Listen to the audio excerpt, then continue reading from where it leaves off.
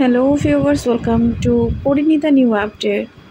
পরিণীতা ধারাবাহিকের নতুন পর্বে দেখা যায় যে নাচের প্রতিযোগিতায় শেষ কন্টেস্ট্যান্ট ছিল রায়ান আর পারুল। দুজনেই দুর্দান্ত ডান্স করলো, কিন্তু শেষমেশ চ্যাম্পিয়ন ট্রফি জিতে নিল পারুল। এটাতে রায়ানও খুব হ্যাপি, কিন্তু শিরিন এক সময় হ্যাপি হতে পারলো না। তাই শিরিন শয়তানি করে পারুলকে লেগ মারতে যাবে, আর ঠিক তখন রায়ান দেখে ফেলল। আর রায়ান পারুলকে নিজের কাছে টেনে নিল, আর শিরিন নিজের পায়ে হোঁচট খেয়ে নিজেই মুখ থুবড়ে পড়ে গেল। আর এটা দেখে সবাই অনেক হাসাহাসি করছিল। তাতে শিরিন আরও রেগে যায়।